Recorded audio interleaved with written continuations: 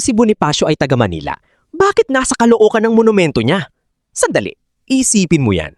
Isa sa pinakamahalagang bayani ng Pilipinas, si Andres Bonifacio, na ipinanganak at lumaki sa Manila. Pero ang pinaka-iconic niyang monumento, nasa Caloocan. Bakit ganun? May mali ba? O may kwento na hindi tinuro sa atin? Kung curious ka, huwag kang aalis dahil ang sagot dito hindi lang basta history, may halong misteryo, politika at timing.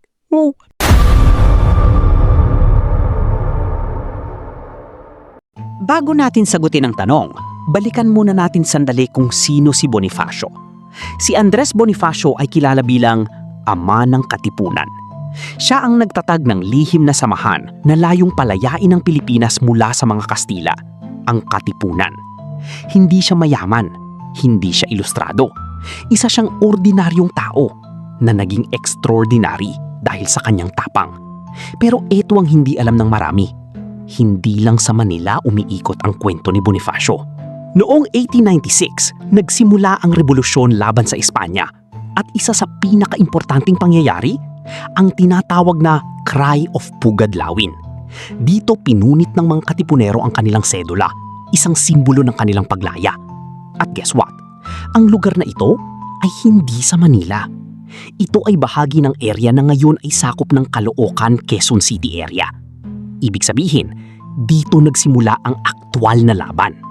Ngayon, dito napapasok ang pinaka-importanting sagot. Ang Bonifacio Monument ay hindi lang basta tribute. Ito ay simbolo ng lugar kung saan nagsimula ang himagsikan. Hindi lang kung saan ipinanganak si Bonifacio, kundi kung saan niya isinabuhay ang kanyang ipinaglaban. Parang ganito yan, hindi lahat ng monumento ay inilalagay sa birthplace. Minsan, inilalagay ito kung saan nangyari ang pinaka-importanting parte ng kwento. Ang monumento ay dinisenyo ng sikat na Pilipino sculptor na si Guillermo Tolentino. Isa itong napakadetalye at makasaysayang obra. Hindi lang si Bonifacio ang makikita mo dito. May iba pang figures na sumisimbolo sa paghihirap, paglaban, sakripisyo at kalayaan. Kung tititigan mo, parang kwento mismo ng revolusyon ang nakaukit sa monumento.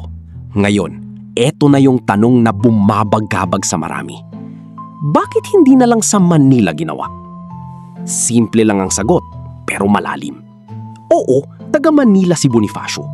Pero, ang Manila noon ay sentro ng kapangyarihan ng mga Kastila.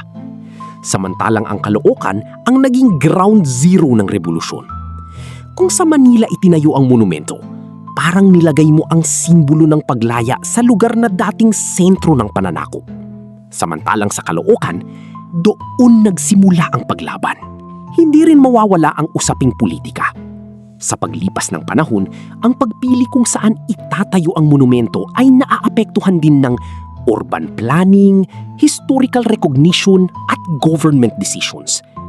Pero kahit may ganitong factors, nananatiling malakas ang simbolismo ng Caloocan bilang lugar ng simula. Sa kasalukuyan, ang Bonifacio Monument ay matatagpuan sa isang napakabisi na lugar, ang Monumento Circle. Araw-araw, libu-libong tao ang dumadaan dito. Pero tanungin mo ang sarili mo, ilang beses mo na itong nadaanan, pero hindi mo alam ang totoong kwento? Ikaw naman, bago mo mapanood ang video na to, alam mo ba kung bakit nasa Caloocan ang monumento? Yes or no? Comment mo sa baba. Hindi iisa ang Cry of the Revolution. May debate kung saan talaga ito naganap, Pugadlawin versus Balintawak. Ang monumento ay isa sa pinakaunang national monument sa Pilipinas.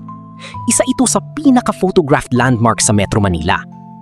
Sa huli, hindi lang ito tungkol sa lokasyon. Ito ay tungkol sa pagkilala kung saan nagsimula ang laban, pag-alala sa sakripisyo, at pag-unawa na ang kasaysayan ay hindi laging simple.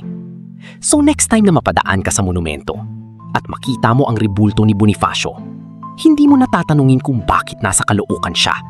Dahil alam mo na, hindi lang siya inilagay kung saan siya ipinanganak, kundi kung saan nagsimula ang kanyang laban. Kung may natutunan ka today, like, comment, subscribe. Dahil marami pa tayong i-explore na kwento na akala mo simple lang, pero may malalim palang dahilan.